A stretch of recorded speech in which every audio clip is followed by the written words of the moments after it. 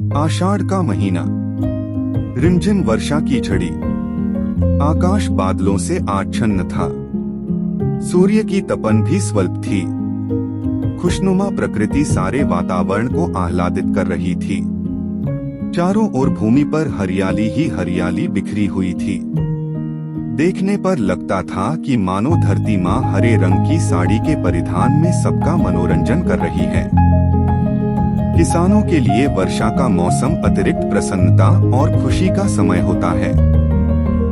वे उस समय खेतों में हल चलाते हैं, बुवाई करते हैं और धान्योत्पत्ति की आकांक्षा से रात दिन परिश्रम करते हैं। मुनिजनों का 4 महीनों का वर्षावास अहिंसा की विशिष्ट साधना के लिए निर्धारित होता है, क्योंकि वर्षा ऋतु में जीवोत्पत्ति बहुलता से होती है।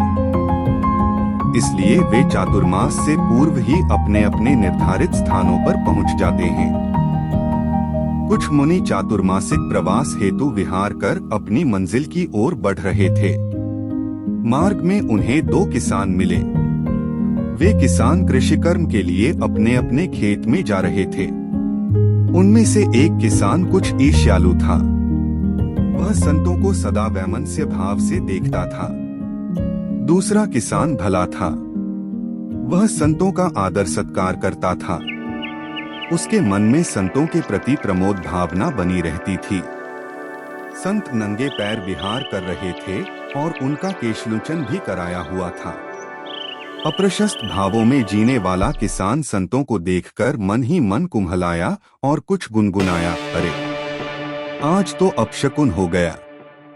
मैंने आज किन संतों को देख लिया। उसने अपनी प्रतिक्रिया व्यक्त करते हुए कहा, मस्तक मुंड पाग सिर नाही, कड़ भुंसी पर सिट्टा नाही। ये संत मुंडित हैं। इनके सिर पर पगड़ी भी नहीं है। लगता है कि ऐसे संतों के दर्शनों से इस वर्ष मेरे खेत में कड़वी ज्वार के ठंडल तो बहुत होंगे, पर ज्वार नहीं होगी। यह सोचता हुआ वह किसान अनमने भाव से अपने खेत की ओर बढ़ गया। दूसरा किसान मुनिदर्शन से प्रफुल्लित हुआ। उसने अपने भाग्य को सराहा। वह सोचने लगा, संतों के दर्शन कितने दुर्लभ होते हैं। आज अनायास ही मुझे संत दर्शनों का लाभ मिल गया। संत तो साक्षात परमात्मा के रूप होते हैं। उनका दर्शन मेरे लिए अच्छा शकुन है। उसने अपनी प्रतिक्रिया व्यक्त करते हुए कहा, दूसरों देख न हुयो खुशी, इनरे माथे जिस्या सिट्टा हुंसी। मुनिजनों का सिर जितना बड़ा है, उतने ही बड़े बड़े सिट्टे मेरे खेत में होंगे। वह भी इस प्रशस्त भावना से अपने खेत की ओर चला गया। वर्षा अच्छी थी, जमाना अच्छा हुआ। दोनों किसानों ने जी तोड़कर परिश्रम किया। समय आने पर फसल लहलहा उठी। दोनों का मन खुशियों से झूम उठा। फसल पककर तैयार हो गई। उसे काटने की भी तैयारी होने लगी। इसी बीच दुर्भावना में पलने वाले किसान के खेत पर टिड्डियों के दल ने आक्रमण कर दिया। एक दिन में सारा खेत चौपट हो गया। अब केवल कड़वी ही उस किसान के हाथ लगी। वह उस कड़वी को काटकर अपने घर ले आया।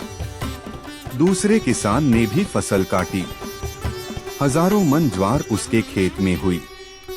उसका कोठा ज्वार से भर गया।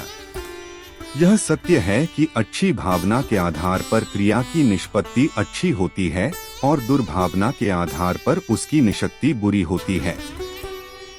इसलिए नीतिकार कहते हैं, जिसकी जैसी भावना वैसा ही फल हो। भावना के आधार पर ही व्यक्ति को अच्छा बुरा फल प्राप्त होता है। Subscribe for more such videos.